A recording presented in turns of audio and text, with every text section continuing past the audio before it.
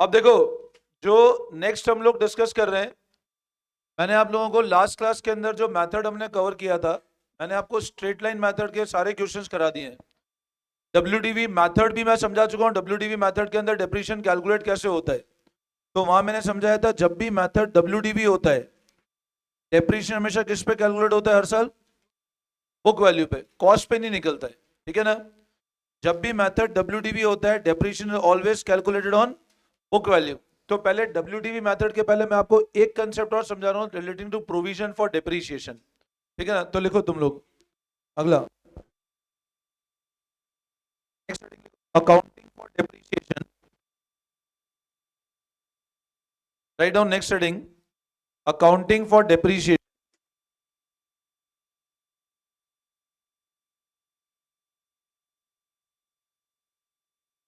Accounting for depreciation, देखो, when provision is maintained,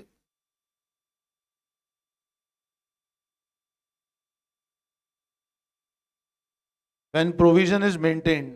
देखो फिर से इस पे ध्यान देना, वरना ये टॉपिक कुछ भी समझ नहीं आएगा आप लोगों को। ये थोड़ा सा अकाउंटिंग का कंसेप्ट अलग है। For depreciation when provision is maintained, मतलब डेप्रिसिएशन की अकाउंटिंग पढ़ रहे हैं हम लोग कब? जब क्या मेंटेन हो रहा है? प्रोविजन। ठीक है, अब सब लोग है ना, एक बार ध्यान से समझना। देखो, हम लोग अभी तक जो है डेप्रिसिएशन की, हम लोगों ने अभी तक जो डेप्रिसिएशन की अकाउंटिंग, मैंने आपको ये समझाया था, हमने एसेट परचेज किया। अब अगर मैंने एसेट परचेज किया तो क्या एंट्री करते थे बोलो? हम एंट्री करते थे मशीन अकाउंट डेबिट, ऐसे होता था एंट्री। अब ये एंट्री कब होता था बताओ? जब असेट परचेज करते थे। अच्छा, अगर इस पे डेप्रिसिएशन चार्ज करते थे, डेप्रिसिएशन टू मशीन, ध्यान से सुनना मेरी बात। मान लो ये मशीन खरीदी अपन ने 5 लाख रुपए की, और डेप्रिसिएशन लगाया पहले साल 20,000 रुपए। मशीन परचेज की 5 लाख की, डेप्रिसिएशन लगाया 20,000 रुपए का। तो बताओ, साल के बाद, मतलब जब अपना पहला साल एंड हो गया, तो मशीन कितने की दिखेगी आपको? बोलोगे सर मशीन का बैलेंस है 4 लाख, यस और नो? इसमें कोई डाउट? अच्छा, अब मान लो इसी तरह अज्यूम करो, अपन ने सेकंड ईयर फिर से डेप्रिसिएशन लगाया। सेकंड ईयर आप बताओ डेप्रिसिएशन की एंट्री क्या करोगे? टू,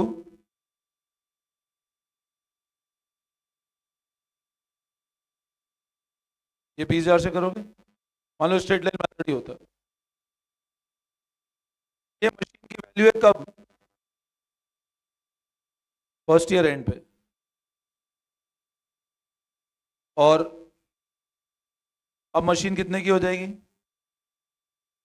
ये कब? Yes or no? इसी तरह वापस अपने थर्ड ईयर लगाया, तो मशीन का वैल्यू कितना हो जाएगा? तो आप देखोगे ओवर द पीरियड मशीन की वैल्यू क्या होती जा रही है। अब है ना, आप एक चीज समझो, ये तो पैटर्न डेप्रिसिएशन की अकाउंटिंग मैंने आपको पढ़ा भी थी, इसमें कोई दिक्कत? अब अकाउंटिंग प्रोसीजर थोड़ा सा चेंज कर रहे हैं, और हमें क्या लिख रहे हैं, जब प्रोविजन मेंटेन करेंगे तब हम लोग डेप्रिसिएशन की अकाउंटिंग करना। जब क्या मेंटेन कर रहे हैं हम लोग? प्रोविजन। तो प्रोविजन के केस में अकाउंटिंग कैसे होगी? असेट परचेज करने की एंट्री तो वही रहेगी, असेट परचेज करने की एंट्री तो वही रहेगी, बट डेप्रिसिएशन जो चार्ज करते हैं उसकी एंट्री ये नहीं करेंगे हम लोग। एंट्री थोड़ी सी चेंज कर रहे हैं हम लोग। डेप्रिसिएशन चार्ज करने की एंट्री हम लोग ऐसे कर रहे हैं, डेप्रिसिएशन अकाउंट डेबिट, हमने एक एंट्री और कर दी टू प्रोविजन फॉर डेप्रिसिएशन। आप बोलोगे सर ये कौन सी एंट्री? मतलब देखो, मैंने क्या किया, डेप्रीशिएशन का एक फंड बनाना है मेरे को, तो मैंने डेप्रीशिएशन के लिए अकाउंट अलग क्रिएट कर दिया, क्या नाम से, प्रोविजन। अच्छा है ना, अभी आप ये भूल जाओ प्रोविजन, मैं आपको दो अकाउंटिंग से ये पूछता हूं। मैंने फर्स्ट ईयर में एंट्री करी मशीन टू कैश, फिर एंट्री करी डेप्रीशिएशन टू मशीन 20,000 से। तो आप बोल रहे हो सर मशीन का जो वैल्यू है वो 4,80,000 है, यस और नो? अब मैं बोल रहा हूं मैं अकाउंटिंग थोड़ा सा चेंज कर दूं, मैं एंट्री यही करता हूं, बट मैं जो डेप्रीशिएशन चार्ज करता हूं उसकी एंट्री ऐसे कर देता हूं मैं, 20,000 रुपए। अच्छा, एक एंट्री और हमने रिपीट की थी, दैट वाज P&L 2, और यहां भी हमने ये एंट्री को रिपीट कर दिया। अब मेरे को एक बात बताओ, ये क्लोज हो गया। अब बताओ इस वाले केस में मशीन का वैल्यू कितना दिखेगा, 480। सेकंड वाले केस में मशीन का वैल्यू कितना दिखेगा, और 5 लाख क्या थी मशीन की कॉस्ट, और ये 480 मशीन की क्या है। अच्छा बताओ ये परचेज वाली एंट्री जो है, ये वाली एंट्री, क्या ये हर साल रिपीट होगी क्या? क्या ये वाली एंट्री हर साल रिपीट होगी क्या? अच्छा, ये वाली एंट्री हर साल रिपीट होगी नहीं होगी? ये वाली एंट्री रिपीट होगी क्या? बिल्कुल होगी सर। तो अकाउंटिंग करने के दो तरीके हैं, अकाउंटिंग करने के कितने मेथड्स हैं? तो पहला मेथड जो था, जो हमने डिस्कस किया था, कि जब डेप्रीशिएशन को चार्ज हम लोग किसके अगेंस्ट करते थे, अगेंस्ट असेट ही चार्ज कर रहे हैं हम लोग, कैलकुलेशन में कोई डिफरेंस नहीं आएगा, प्रॉफिट लॉस निकालने के अंदर कोई चेंजेस नहीं होगा, there will be no change in calculation, no change in calculation of profit and loss, वो सब कंसेप्ट सेम रहेगा, सिर्फ चेंज क्या हो जाएगा, अकाउंटिंग का पैटर्न बदल रहा है। पहला तरीका है जब डेप्रीशिएशन किसके अगेंस्ट चार्ज कर रहे हैं, और सेकंड तरीका है जब डेप्रीशिएशन को चार्ज कर रहे हैं बाय मेंटेनिंग प्रोविजन अकाउंट। पहला तरीका है कि डेप्रीशिएशन किसके अगेंस्ट चार्ज कर रहे हैं हम लोग, असेट, और दूसरा तरीका है जब डेप्रीशिएशन, तो अब देखो डेप्रीशिएशन पहला क्या हुआ, अपन कहां से चार्ज कर रहे हैं, और सेकंड होता है, मतलब ये दो अकाउंटिंग के अलग अलग मेथड्स हैं। अल्टीमेट मैं फिर बता रहा हूं, प्रॉफिट लॉस में कोई चेंज नहीं है, वो कैलकुलेशन वैसे ही करेंगे जैसे अभी तक करते आए। There are only two methods of accounting, पहला मेथड है डेप्रीशिएशन को चार्ज करना है असेट के अगेंस्ट, सेकंड मेथड डेप्रीशिएशन को चार्ज करना है बाय मेंटेनिंग प्रोविजन। वो चेंज होगी, वो भी बता रहा हूं आगे में, है ना। तो अब आप लिखो एक बार इसके अंदर, इसमें व्हेन प्रोविजन मेंटेन लिखना, अब लिखना है, ठीक है, अब लिखना है, हाँ अब बैठे मत रहना, तो लिखो it is a,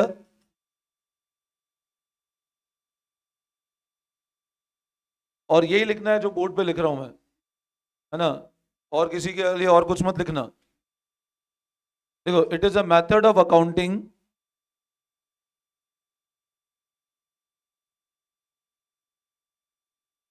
bye maintaining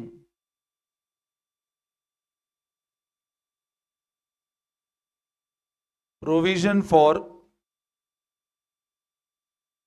depreciation account. It is a method of accounting by maintaining provision for depreciation account.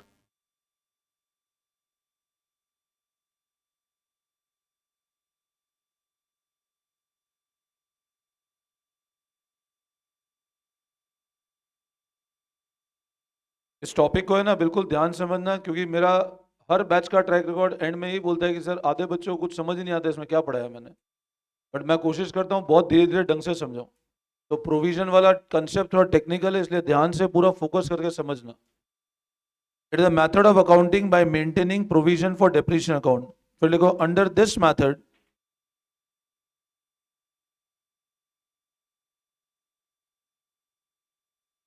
asset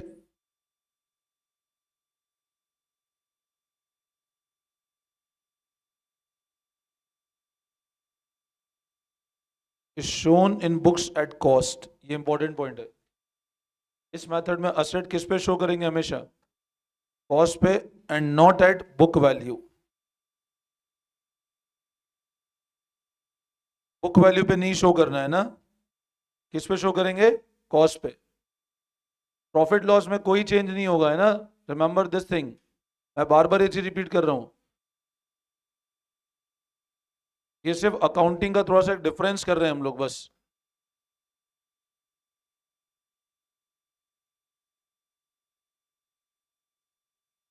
ठीक है, अब लिखो नेक्स्ट लाइन में, अकाउंटिंग एंड जर्नल एंट्रीज। देखो जर्नल एंट्रीज,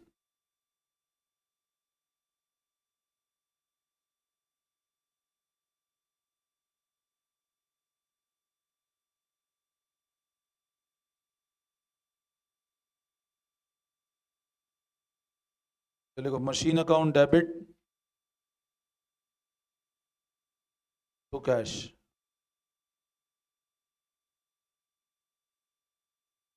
ये एंट्री पहले वाले मेथड में भी करते थे, अभी भी कर रहे हैं हम लोग।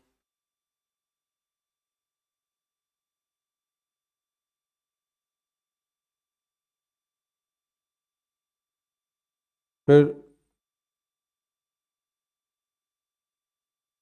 और चार्जिंग डेप्रीशिएशन, अब है ना देखो, हम जब डेप्रीशिएशन चार्ज कर रहे हैं, जो पहले वाला मेथड था उसमें एंट्री क्या करते थे बताओ हम लोग? जब हम लोग डेप्रीशिएशन चार्ज कर रहे हैं तो जो पहले वाला मेथड था उसमें क्या एंट्री करते थे हम लोग? Depreciation to machine. यहाँ एंट्री थोड़ी सी बदल जाएगी। मैंने यहाँ क्या लिख दिया? एंट्री डेप्रीशिएशन अकाउंट डेबिट, देखो टू प्रोविजन फॉर डेप्रीशिएशन, मतलब हमने एक डेप्रीशिएशन नाम का फंड अलग निकाल दिया।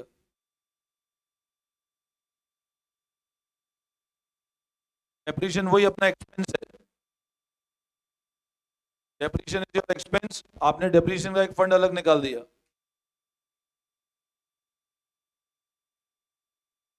प्रोविजन लाइबिलिटी में जाएगा, वो अपन अभी आगे पढ़ेंगे। पर अपन ने एक रिजर्व प्रोविजन चैप्टर पढ़ा था ना, ये वो वाला प्रोविजन है। प्रोविजन मतलब हमने क्या किया, एक फंड अलग कर दिया। ये वो लाइबिलिटी जिसको पेमेंट करना है, आपने इसका एक फंड डेप्रीशिएशन नाम का पैसा अलग निकाल दिया। देखो आप पता है एक चीज समझो सब लोग, डेप्रीशिएशन चार्ज करने का पर्पस क्या है?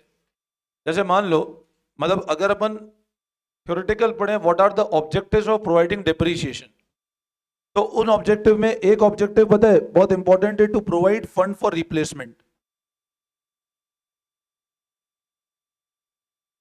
डेप्रीशिएशन को चार्ज करने का एक जो मेजर ऑब्जेक्टिव है वो ये है।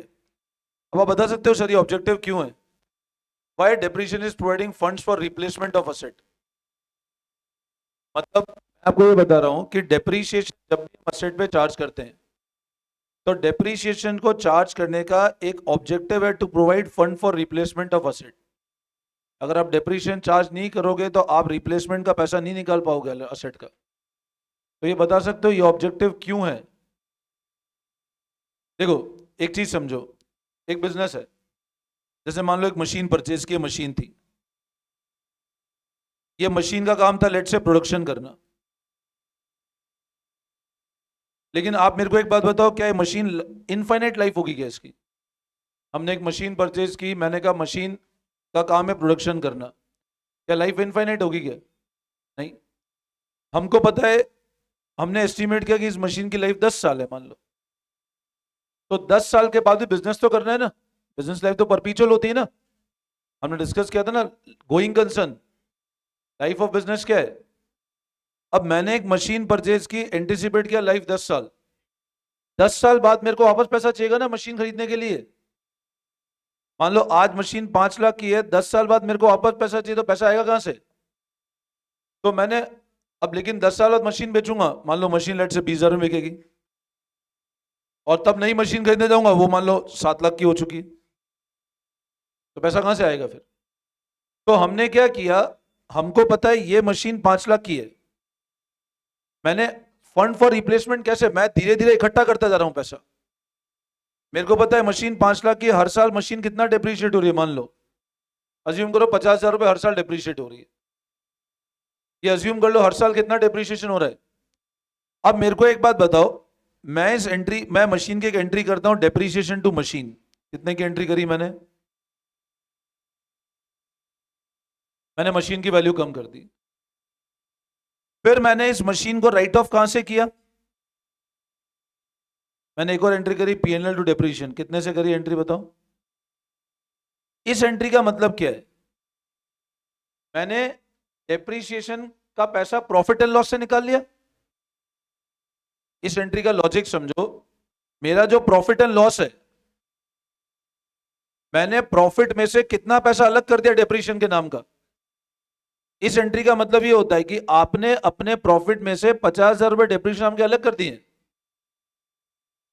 अपन ये एंट्री बहुत डिटेल में पढ़ेंगे फाइनल अकाउंट्स के अंदर।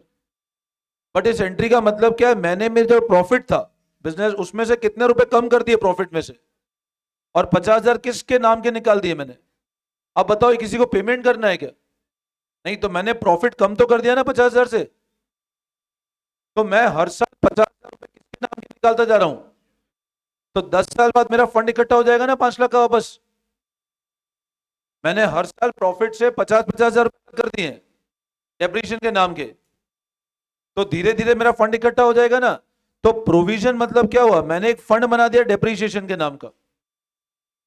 मैंने कहा यार, डेप्रीशिएशन के नाम का एक अलग फंड बना दो और उसमें जमा करते रहो हर साल पैसा। और वो किसमें जमा कर रहा हूं मैं? प्रोविजन वाले खाते में। और ये फंड आएगा कहां से? प्रॉफिट एंड लॉस देगा फंड मेरे को। अब सर, प्रॉफिट एंड लॉस क्या है? बिजनेस की सारी सेल और परचेज की प्रॉफिट एंड लॉस में। अब अगली एंट्री लिखो एक बार, फॉर राइटिंग ऑफ डेप्रीशिएशन।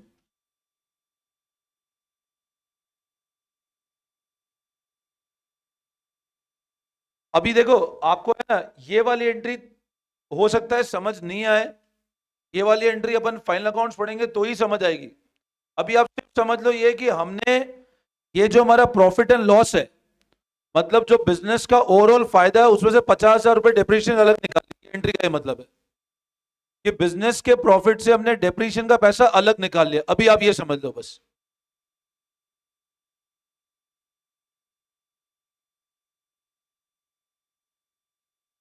हाँ, हो सकती है डायरेक्ट वो भी कर सकते हो। बट प्रोविजन क्या होता है, बहुत सारे अलग अलग तरह का प्रोविजन होता है। अभी आप ये करो ना, इसको अपन और डिटेल में फाइनल अकाउंट से पढ़ेंगे। ठीक है, अभी आप इतना कर लो, अभी आप ये एंट्री को ऐसा कर लो, इन दो एंट्री को भी याद कर लो एक बार। ठीक है, मैं फाइनल अकाउंट में लॉजिक बता दूंगा इस एंट्री का, क्योंकि प्रोविजन क्या, बहुत मल्टीपल तरह के प्रोविजन पढ़ेंगे अपन। Provision for tax, provision for depreciation, provision अपन बैड डेब्ट्स का पढ़ेंगे, प्रोविजन डाउटफुल डेट्स का पढ़ेंगे। तो वहां आपको लॉजिक समझ आ जाएगा इस एंट्री ऐसी क्यों करते हैं हम लोग। अभी मैं समझाऊंगा तो भी आपको एकदम, आप तो सिर्फ अभी इतना पॉइंट समझ लो कि ये एंट्री हम लोग क्यों कर रहे हैं, डेप्रीशिएशन का पैसा निकालने के लिए। हमारे पास प्रॉफिट आया, हमने डेप्रीशिएशन का पैसा हर साल अलग अलग कर दिया, हमने, ये मतलब है। ठीक है, अब मेरे को एक बात बताओ, हमने एंट्री ये करी, ये समझ आई? डेप्रीशिएशन की एंट्री ये करी, instead of writing depreciation to machine, हमने एंट्री क्या कर दी? To provision. अच्छा, अगर पहले वाला मेथड होता, हम क्या एंट्री करते? और फिर भी वापस ये एंट्री तो रिपीट करते ही ना। ये एंट्री तो हम लोग, चेंज सिर्फ ये वाले एंट्री में तो हो रहा है, फर्स्ट और थर्ड एंट्री तो सेम ही है ना। फर्स्ट और थर्ड एंट्री तो हम पहले वाले मेथड में भी पढ़ रहे थे ना। परचेज वाली एंट्री हम पहले वाले मेथड में भी पढ़ी थी, नहीं पढ़ी थी हमने? ये वाली एंट्री, ये वाली एंट्री हमने पहले वाले मेथड में भी पढ़ी थी ना। चेंज कौन सी एंट्री में हुआ सिर्फ? या instead of to machine to provision आ गया। बट अल्टीमेट पर्पस क्या था डेप्रीशिएशन का, कि हम प्रॉफिट से पैसा निकाल रहे हैं। मतलब प्रॉफिट से पैसा निकालने की एंट्री करी नहीं करी हमने? ठीक है, अब आप मेरे को एक बात बताओ, ये एंट्री नंबर 1 थी, ये एंट्री नंबर 2 था, ये एंट्री नंबर 3 थी। सेकंड और थर्ड एंट्री हर साल रिपीट करोगे नहीं करोगे?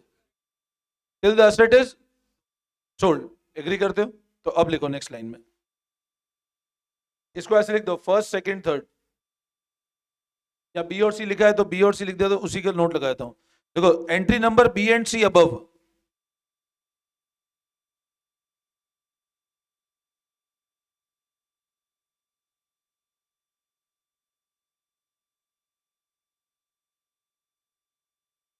will be repeated every year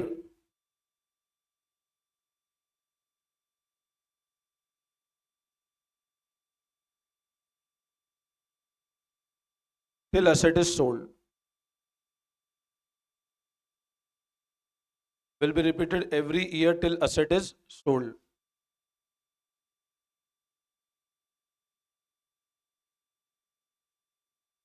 अब एक एग्जांपल लिखो.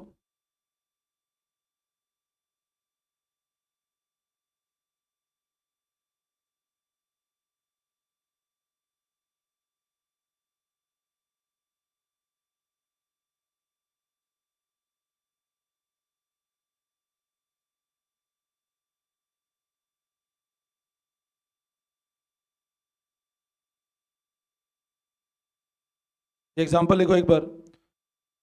A machine was purchased on 1st April 2023 for 10 lakh. Depreciation was charged at 10% per annum on original cost.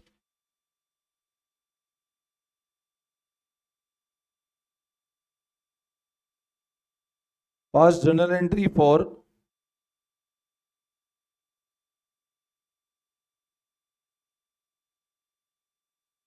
assuming. फिर तो कॉपी करना, पन्ने कितने पलट रहे और पन्ने पलट पढ़ थोड़ी जाएगी कॉपी. होता है पढ़ जाती है. A machine was purchased on 1st April 2023 for 10 lakh. Depreciation was charged at 10% per annum on original cost. Past journal entry for 23-24 and 24-25. Assuming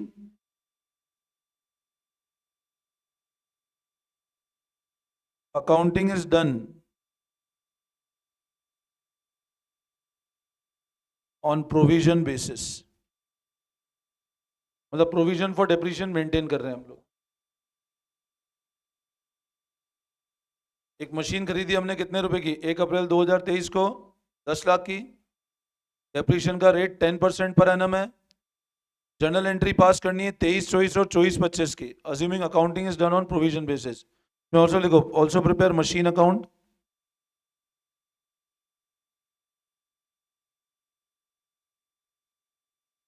and provision for depreciation account.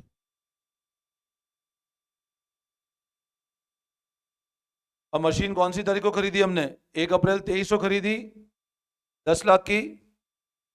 Depreciation को 10% पे charge करना है. Method कौन सा है? Original cost में SLM method है. Journal entry पास करनी है एक तो 23-24 की और एक 24-25 की. ये मानते हुए अकाउंटिंग चल रही है प्रोविजन बेसिस पे और आपको एक मशीन अकाउंट बनाना है, प्रोविजन फॉर डेप्रिसिएशन अकाउंट बनाना है. कॉपी कर लिया?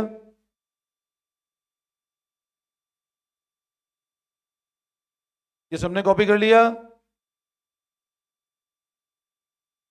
ठीक है. अब है ना, एक बात बताओ. सबसे पहले हम लोग जर्नल एंट्री करते हैं 1 अप्रैल 23 की. पहली एंट्री करते हैं फॉर परचेज ऑफ मशीन. बोलो क्या एंट्री करें? तो लिखो मशीन अकाउंट डेबिट. ये एंट्री कितने रुपए से करें? 10 लाख. सॉरी, तो 10 लाख से करो एंट्री ये वाली.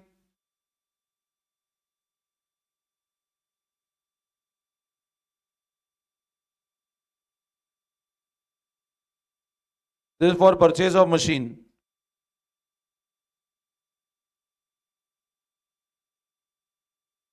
मशीन परचेज करने की एंट्री करी, machine account debit to cash. बोलो इस एंट्री में कोई डाउट?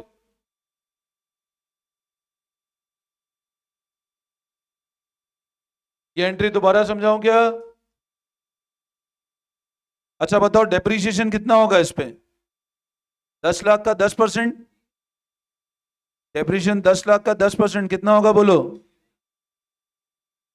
1 लाख का डेप्रीशिएशन होगा. अच्छा अब बताओ, अपन रूटीन एंट्री क्या करते थे? डेप्रीशिएशन टू मशीन करते थे. लेकिन यहां क्वेश्चन अपने को बोल रहा है आपको एंट्री कैसे करनी है. यहां कैसे पता लग रहा है? क्वेश्चन में लाइन गिवन है,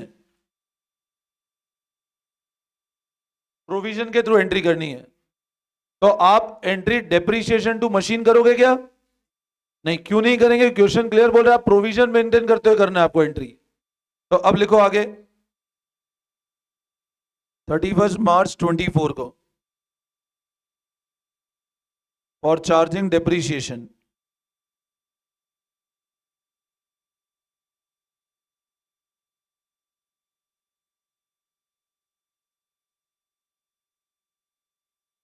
to provision for depreciation 1 lakh रुपए से करना एंट्री है वाली।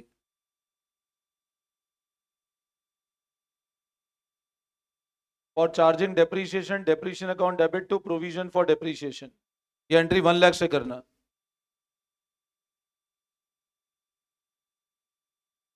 इस एंट्री में कोई डाउट?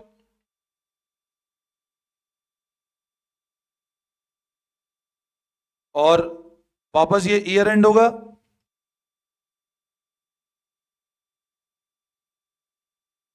और writing of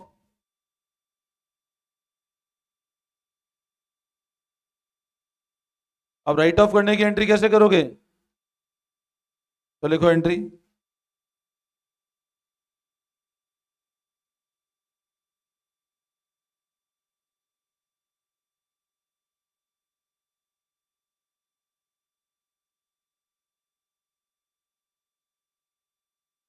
for writing off depreciation profit and loss account debit to depreciation.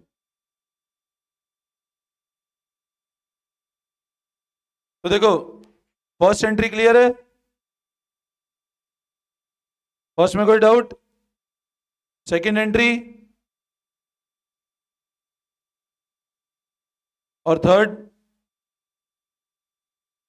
हाँ लो ले ले, लिखो फटाफट, लिख लिया?